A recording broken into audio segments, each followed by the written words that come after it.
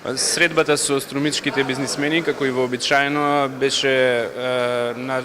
можност да се запознаеме со состојбите во локалната економија и секако да поделиме мислење околу тоа какви се перспективите на македонската економија. Во тој дел јас ги запознав бизнисмените од Струмица за плановите на владата за реализација на капитални инвестиции за следната година, крупните проекти за изградба на автопати, за железничката пруга, за реализација на бројни капитални проекти во сите сфери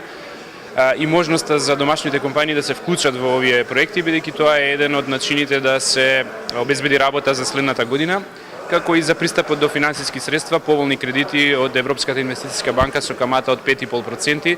за кој што малото стопанство од Струмица имаше интерес и ќе настојуваме во следниот период поголем број фирми од Струмичкиот регион да добијат од тие средства. Исто така, ова беше можност да ги слушнеме и фирмите во делот на нивните согледувања како се состојбите во економијата и дали се соочуваат со одредени проблеми или потреби за поефикасно работење на институциите. Во главно постои задоволство од работењето на царината, на управата за јавни приходи, на управата за имотно-правни работи и секако слушнавме неколку корисни сугестии во тој дел за забрзување на протокот на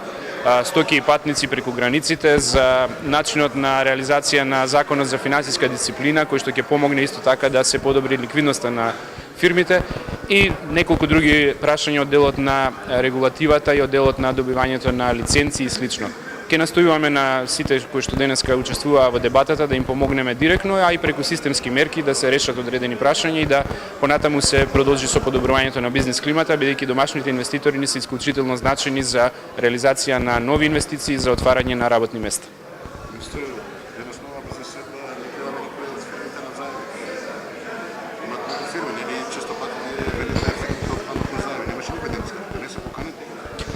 Ние ги поканивме сите фирми од Струмица, тука не правиме разлика, секој што сака да дојде да се сретне со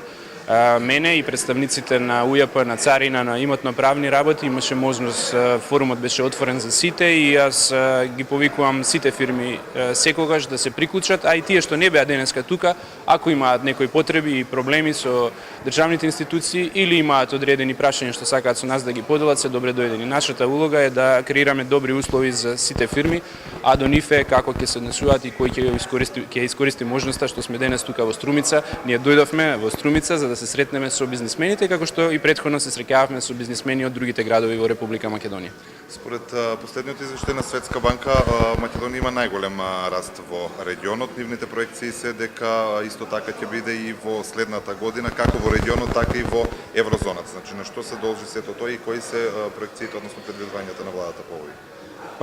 Добивме уште една потврда од Светска банка, најреномираната финансиска институција во светот, дека Македонија е лидер во Југоисточна Европа според економскиот раст, според резултатите во економијата во 2013 година, и тоа е добро да се слушне. 3,4% раст на бруто домашниот производ е висок раст за вакви околности во кои што европската економија се уште е во рецесија. Тоа потврдува дека економските политики се добро поставени, ниските даноци, подобрување на бизнис климата и реализацијата на крупни капитални проекти овозможи градежништвото, индустријата и другите сектори во Македонија и услужниот сектор да остварат високи стапки на раст и тоа покажува дека основните политики се добро поставени. Останува во следниот период преку дополнување на агендата за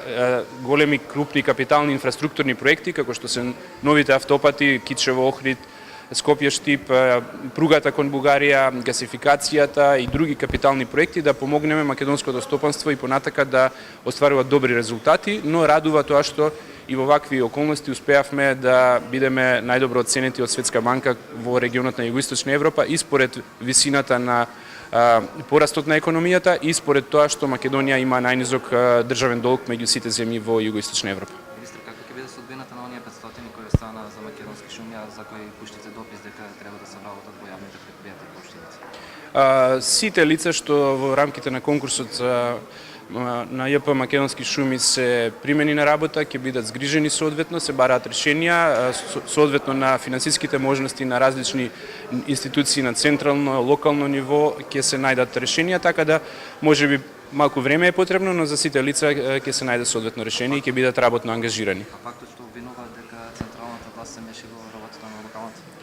Јас жалам ако некој на локално ниво тоа така го тумачи, се работи за лица кои што навистина се од социјално загрозените категории, најзагрозените категории, би било добро секој и локалната и централната власт во делот на можностите што ги имаат да направат напор да згрижат одреден број на лица. Благодарам.